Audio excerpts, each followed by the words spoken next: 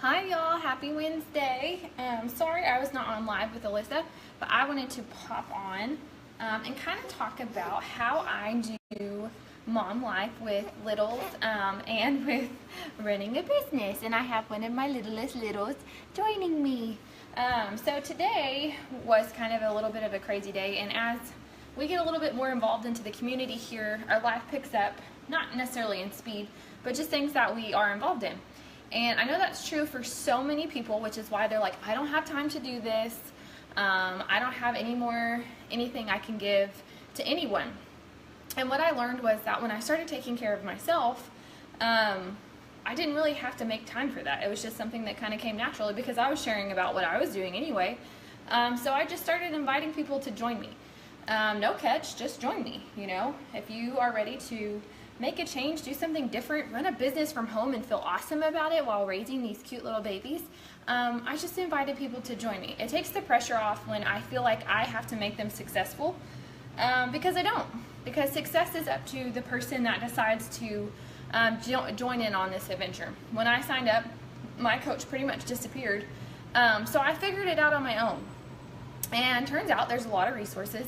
And it's been a little bit of a rocky path, but I'm glad that things happened the way that they did, because I can now say that I have the resources not only to set my own schedule, but provide my coaches with those resources on how to run a business that is right for them. So the way that I do business is not going to be the same way that you do business. It's not going to make sense to you. It's not going to be, you know, your mode of functioning. I'm different, and I'm more into the business side of this than necessarily just the coaching. I like both, but I'm really starting to love the business side, because the business side's fun, and well, so is coaching, but the business side is just something that's new and fresh and interesting.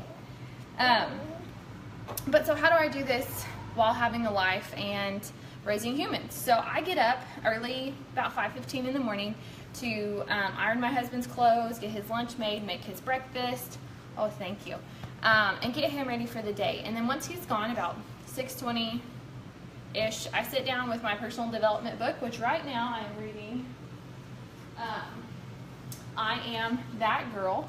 It is by Alexis Jones. Super good book.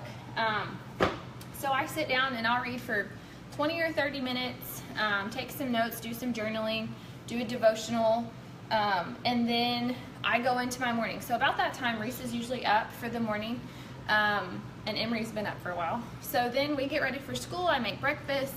If I haven't made my initial post that morning, I'll do my initial post, which is usually a reflective post from my Bible study. And then I take her to school, and once she's at school, I have a solid 3 hours to sit and work. So just depending on what my day holds and what I need to accomplish for the week, I make a giant to-do list usually at the end of every week. I sit down with my assistant, who helps me with my shirt business, and we make a list. What needs to get done, what's priority, what has to happen first in order for other things to happen. So I start working from that list, and a lot of times they're like bigger tasks, so I'll break them down into little bits and I'll get them done throughout either the day or throughout the week. A lot of times weekend is a good time for me to work. So I'll break them down and start working on those. The very first thing I have to ask myself is, what is going to move me towards my goal? Because I like to design things, I like to do the fun creative things, and those are all good and fine. You can have the most creative, you know, backdrop and all of these things, but if you're not getting to the meat of coaching, which is reaching out to people and meeting them where they're at, helping them find a solution that works for their life, turns out you don't get paid. So we want to get paid for the work that we do. So I make messaging my very first priority. It's also the thing that I like to skip out on, just because it's not always easy and I'm not always in the mood to do it. So I try to knock that out as fast as I can. I send thank yous for people who have liked my post or sent me sweet comments. And then I go into inviting people to my challenge groups or into coaching if they've been commenting and liking on my coaching posts. Or if they've just been paying attention to my social media and I have returned the favor and think that they would be really awesome. I do that too. What are you doing? Smiley girl. So then I I go into adding friends, and basically the other tasks that I need to get, posting in our team page. If we're having a team call that day, then I'll prepare for a team call. If I'm running a free group, I'll plan posts and get those scheduled. And usually by the time I'm done with all of that, I might have a little bit of time to respond to messages, but for most of the time, it's time to go pick up Reese, and then it's lunchtime and playtime. And then once it's her nap, if I don't feel like I need a nap, because I've been letting myself take naps lately since we're just not sleeping at the night, I will respond to messages, plan out posts. I would say probably the hardest part of my job is being present more on social media, just because I have a tendency to get busy and forget. And it's not all the time. Sometimes I overly post, and then sometimes I don't post enough. So it's just that balance, but that's all in finding what niche works for you. I feel like Instagram is something that's starting to work more for me, just because it's less busy focused, which means I can do what I need to do and get back to it when I need to. There's not like a certain algorithm for posting like there is with Facebook, but that's a whole nother story. So then when she's down for her nap, I'll do some more messaging if I need to, follow up with things, make phone calls, do errand kind of things for my husband. And then when she gets up from her nap, we do play for a little bit longer, get ready for dinner, bath time, dinner time, bedtime. And then by then I might check in again before I go to bed. I might not. I haven't lately, just because when it's bedtime, it's bedtime. But that's how my day goes typically. Where do you meet people? How do you meet people to talk to them? So I participate in groups on Facebook. I run several groups on Facebook just because I have interest in different things, and a lot of them started as free groups that turned into bigger groups, and so now I just run them and post in there when I feel like it. I have a Women in Christ group, a moms group, a group called the Husband Project for Marriage, because that's something I love learning more about and sharing about.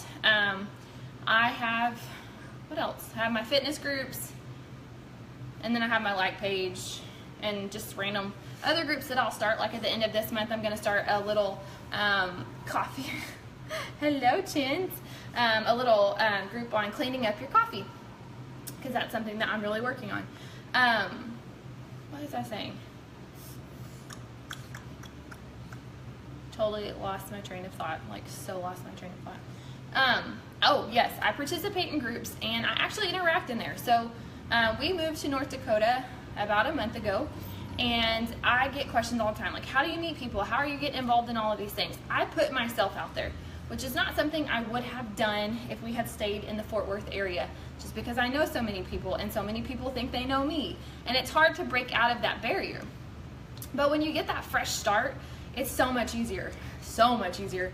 So when I go to the park, I smile and I talk to people. And when I go to the grocery store, I'm that weirdo that smiles and talks to people over green onion. You know, I smile and talk to people at the post office. I smile and talk to people at Reese's school. I participate in those groups, and I get people talking to me. I share on several different social media levels. So I have a YouTube channel, which is not hard, because I just literally take the live videos that I do from Facebook and turn them into YouTube videos. I post on Instagram, and I post on Facebook. And what are you doing? None of those take a super long time. It just takes focus time, and that's where so many people say that, oh no, say that they don't have time. You have plenty of time. You just have to be focused with your time. I tell them a lot of times it's just like working out. You have to make it a priority, and you have to set aside the time to get it done. I know, it's so sad. It's so sad. Oh, I think she's hungry. Anyway, but that's how I do it, and I try to stick as close to a schedule, like I mentioned, as I can, just because it makes my life a little bit easier. And when things pop up, I know that my work is done in the first half of the day, so I'm not going, oh my gosh, I haven't got anything done. I also give myself grace. I am a mom of 2 small children, and we are in a state where we have no family. So if there's a day I can't get to something, I try to sit down and I try to write what the day was about, what happened in my day that maybe was authentic or creative, or a lesson that I learned. What? Oh goodness. She's so snuggly. And then I try to make, you know, something of that. If I feel just in my feelers about the day, I try to sit and I try to journal about it. And more than anything, coaching has given me that introspective ability to take what I see or saw as a bad situation and glean something new from it, learn something from it, you know. Every experience is a chance to learn and to grow. What? Hello. And life is too short to spend regretting that I didn't start something, or that face is so sad, that I didn't start something or I didn't follow through with something. So I give myself grace and I learn what I can from it and then move on. Do you have a blowout? Ooh, close. Anyway, that is my little spiel, how I get through coaching with raising babies. Lots of grace, lots of prayers, and just lots of laughter, because you have to laugh at yourself. But I hope you guys have learned something from this. I hope that if you're considering it, you will just go ahead and check that yes, and learn from us, because we love what we do and we're very passionate about it. But it's now lunchtime for this little grump. But thanks for tuning in, guys. I hope I get to talk to y'all later. Bye, y'all.